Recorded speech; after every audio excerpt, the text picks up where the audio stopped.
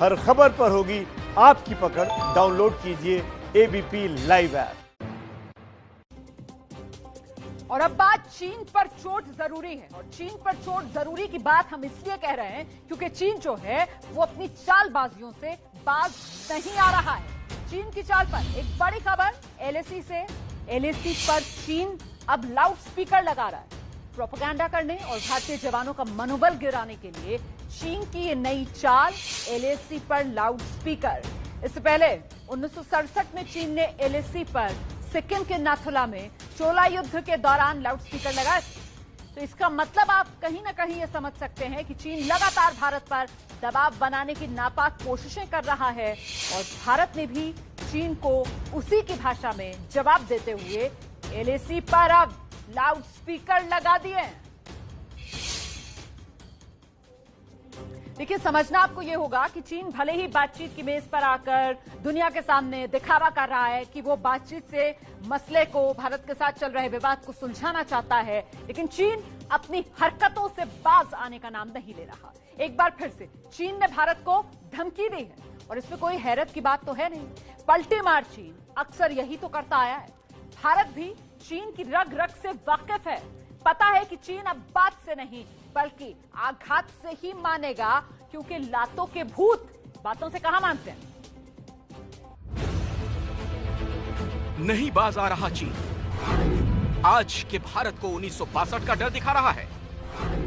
बातचीत से नहीं बनेगी बात। अब चीन पर चोट जरूरी। चीन का इलाज बेहद जरूरी हो गया है, लेकिन कैसे? इस सवाल का जवाब बताएं उससे पहले जानिए कि शांति वार्ता का दिखावा करने वाला चीन कैसे भारत को धमकी दे रहा है। अपने सरकारी अखबार ग्लोबल टाइम्स में चीन ने भारत को धमकी दी। अगर भारत ने मॉस्को में विदेश मंत्रियों के बीच हुए 5 सूत्रीय सहमति को लागू नहीं किया तो चीनी सेना भारत को मुंहतोड़ जवाब देने के लिए तैयार है। अगर भारत समझौता नहीं करता तो 1962 जैसे हालात होंगे। चीन यही नहीं रुका। ग्लोबल टाइम्स के जरिए अपने काले मंसूबों की पूरी कहानी बता डाली। ग्लोबल टाइम्स ने विशेषज्ञों के हवाले से दावा किया है भारत कठोर रवैया अपना रहा है, और दोनों के बीच ये तनाव आने वाले ठंड के महीनों तक जारी रह सकता है। चीनी सेना को सर्दियों के मौसम तक गतिरोध के जारी रहने के लिए तैयार रहना चाहिए। चीन की इस तिलमिलाहट की वजह है रक्षा मंत्री राजनाथ सिंह का संसद में दिया बयान, जिसमें राजनाथ सिंह ने चीन पर शांति समझौता तोड़ने और विवाद बढ़ाने का आरोप लगाया था। भारत का रुख साफ है, पहले करेंगे नहीं और उकसाया तो छोड़ेंगे नहीं। इसी मकसद के साथ चीन सीमा से सटे फॉरवर्ड बेस पर चीन को सबक सिखाने के लिए तैयारी हो रही है।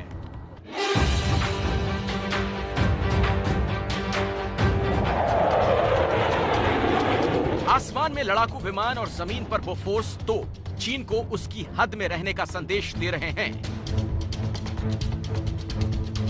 इस वक्त हम एक ईएमई यानी electronics and mechanical engineering unit की सेंटर में है, जो एक वर्क्स जो रिपेयर सेंटर है। वहां पर ये बोफोर्स तोप है, जो बताती है कि बोफोर्स तोप इस वक्त भारतीय सेना ने लाइन ऑफ एक्चुअल कंट्रोल यानी एलएसी पर तैनात कर रखी है।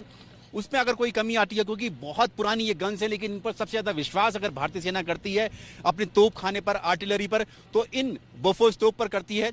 और देखिए ये यहाँ पर रिपेयरिंग हो रही है, और इसके बाद रिपेयर होते ही ये फिर एक बार ये जो बोफोर्स तोप है फिर चली जाएगी line of actual control LAC पर। करगिल युद्ध में इन्हीं बोफोर्स तोपों ने पाकिस्तान के छक्के छुड़ाए थे, और अब बारी चीन की है। भारत को 1962 के युद्ध का डर दिखाने वाला चीन शायद ये नहीं जानता कि आज का भारत सक्षम है, तैयार है, और पहले से कई गुना ज्यादा ताकतवर भी। जोशी जी कहाँ तैनात थे उस वक्त जब 62 का युद्ध हुआ था? हम सबसे पहले तो रानीखेत में ट्रेनिंग कर रहे थे। अच्छा। ट्रेनिंग के दौरान ही ये लड़ाई तो खत्म हुई नहीं, ट्रेनिंग पूरी हमारी हो गई। अच्छा। हमको तुरंत वहाँ पहुँचा दिया, एकदम चाइना बॉर्डर में। अच्छा। वहाँ पर देखा तो हमने बहुत ही खतरनाक हिसाब था। कई भांजे फायर हो रही थी दोनों तरफ से, भारी जमावड़ा हो रहा था। अब उसमें हम भी तैयार थे, खूब फायर किया हमने भी, जो भी हमको अम्नेशन दिया। रहा सवाल 1962 के युद्ध का, तो उस वक्त भी भारत के सैनिकों के अदम्य शौर्य और साहस से चीन के पसीने छूट गए थे। 1962 का युद्ध लड़ चुके रामदत्त जोशी से सुनिए कैसे चीन की हेकड़ी निकाली गई थी। वो रात में दिन में हम सोते नहीं थे। अच्छा। उसके बाद ये करते करते ऐसे करके 4 दिन हो गए। तो थक नहीं जाते थे? सोते नहीं थे? बैठे, अरे साहब खाना पीना भी भूल जाते थे। अच्छा, सिर्फ वो था कि बस वहां से हमको मार देगा करके ये था कि हमने उनको मारना है, हमने नहीं मरना है, ऐसे थे। क्या असलहा था आपके पास में जिससे गोलियां चलाते थे? 303 था। अच्छा, 303 था। 100 राउंड पोस्ट में थे और 2 ग्रेनेड और 100 राउंड और पैक में थे, इधर पैक में भी थे। अच्छा, ये पोस्ट का खत्म हो जाएगा तो यहाँ से निकाल के फिर फायर करते हैं। भारत के दम और पराक्रम में आज भी कोई कमी नहीं। आज भी भारत की फौज का हर शूरवीर चीनी सेना के दांत खट्टे कर सकता है। लिहाजा तैयारियां हर तरह से की जा रही हैं। ये चीनी हेलीकॉप्टर LAC पर चीनी सैनिकों के सामने डटे भारत के जांबाजों के लिए राशन लेकर निकला है, ताकि चीन को सबक सिखाने के लिए तैनात 50,000 सैनिकों को किसी तरह की कोई कमी ना हो। Chinook helicopter, heavy lift helicopter, जो कि भारतीय वायुसेना के सबसे हैवी लिफ्ट हेलीकॉप्टर्स में से है, जो भारत ने हाल ही में अमेरिका से जो हेलीकॉप्टर्स लिए हैं उनके जरिए इनको बचाया जाएगा। क्योंकि LAC भी यहाँ से जो लाइन ऑफ एक्चुअल कंट्रोल है, जहां हमारे सैनिक फॉरवर्ड पोजीशन पर मौजूद हैं, तैनात हैं, वो भी यहाँ से करीब 100-150 किलोमीटर है। ऐसे में जो ट्रक के जरिए या रास्ते के जरिए ले जाने के बजाय इन सामान को यहाँ से इन हेलीकॉप्टर के जरिए लिया जाता है। हम थोड़ा सा अंदर चलेंगे, कैमरामैन सुंदर भी मेरे को लेके चलेंगे, और हमारी जवान हैं सब ये दिन रात ऐसे ही मेहनत करते हैं, काम करते हैं, ताकि जो हमारे सैनिक जो फॉरवर्ड पोजीशन पर जो तैनात हैं और उन तक ये सामान पहुंचाया जा सके। ये देखिए इसके अंदर कितना सामान है, यहाँ पे स्लीपिंग बैग्स यहाँ पे रखे हुए हैं, खाने पीने का सामान रखा हुआ है, ये सब सामान है। और वायुसेना और थल सेना दोनों मिलकर ये काम करती है। जो ऑपरेशंस लॉजिस्टिक का काम है उसमें वायुसेना के इन हेलीकॉप्टर्स का इस्तेमाल किया जाता है। देखिए ट्रक भी, टायर भी है, जो ट्रक के टायर्स होते हैं, जरूरत होती है उनको भी यहाँ से यहाँ ले जाया जा रहा है। वो इसलिए क्योंकि वहाँ पर जो हमारे ट्रक होते हैं या और दूसरे जो हमारी हैवी जो व्हीकल्स होते हैं उन सब के लिए सामान ले जाया जाता है। सर्दियों से पहले इस तरह की एडवांस विंटर स्टॉकिंग की जा रही है। इस बार चीन से विवाद की वजह से सैनिकों की संख्या 2 गुनी की गई है, क्योंकि चीन बिल्कुल बाज नहीं आ रहा। सूत्रों के मुताबिक 10 सितंबर को LAC पर भारत और चीनी सैनिकों की तरफ से फायरिंग हुई। हवा में 100 से 200 राउंड फायरिंग की गई, वो भी उस वक्त जब भारत और चीन के विदेश मंत्री मॉस्को में बैठक कर रहे थे। यानी एक बात तो साफ है कि चीन आसानी से नहीं मानने वाला, इसीलिए चीन पर चोट जरूरी है।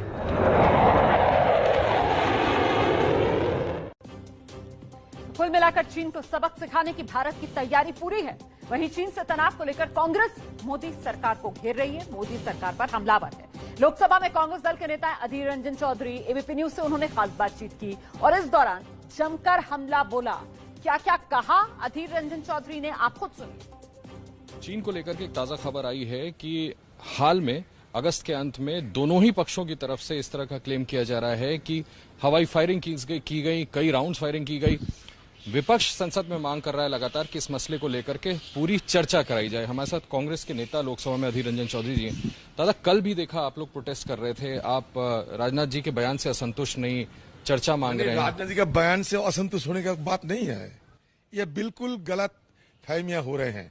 राजनाथ जी की बयान से हमें कोई आपत्ति नहीं है, क्योंकि देश सिर्फ राजनाथ सिंह जी और बीजेपी के नहीं है, देश हमारा भी है। देश के लिए हम भी कुछ बोलना चाहते हैं, करना चाहते हैं। मैं तो सिर्फ कल ये कहा था कि हमारे फौजों की जो बहादुरी, हमारा फौजों की जो जज्बा, उनको हम समर्थन जताने के लिए, सहमति जताने के लिए हमें 1 मिनट कम से कम बोलने का मौका दीजिए, क्योंकि ये देश की फौजों को हम भी बड़ा अहंकार के साथ मानता हूं। हमारे देश की जो फौज है वो हमारा नाज है। ये जो फौज की बात वो लोग कर रहे थे कल, उसी को सहमत जताने के लिए मैंने बार बार ये गुहार लगाई थी कि हमें हमारे फौजों की जो बहादुरी, जज्बा, उस पर जो हमारा नाज है, वो नाज को आप थोड़ा हमें जताने का मौका दीजिए, ऐसा कोई बात नहीं। और दूसरा बात, हमें ये डिस्कशन मांगा है ये कानून के मुताबिक, पार्लियामेंट की अंडर 193 के मुताबिक, इसमें कोई हर्जा नहीं। सरकार अगर चाहे चर्चा करा सकते, स्पीकर के ऊपर निर्भर करते हैं। स्पीकर अगर कहे कि ना चर्चा नहीं होगा तो नहीं होगा। एक इंटरेस्टिंग रिप्लाई आज हमने देखा कि रिटर्न रिप्लाई में गृह मंत्रालय की तरफ से कहा गया है कि चाइना के साथ बॉर्डर पे कोई इन्फिल्ट्रेशन नहीं हुआ। हालांकि इन्फिल्ट्रेशन टर्म जो है वो पाकिस्तान के लिए इस्तेमाल किया जाता है। ये तो बड़ा तज्जुब बात है। यही तो हमारा सवाल है कि अब ठीक से बात तो करो। सदन में अगर चर्चा होने तो ठीक से बात होती। इन्फिल्ट्रेशन घुसपैठिया है। चाइना वो जबरदस्ती आप पहुंचे हैं। ये घुसपैठिया और कब्जा जमीन ये अलग बात होते हैं। घुसपैठिया चुप्पी साधे चोरी चकोरे से होते हैं, लेकिन चाइना तो कब्जा कर रखे हैं।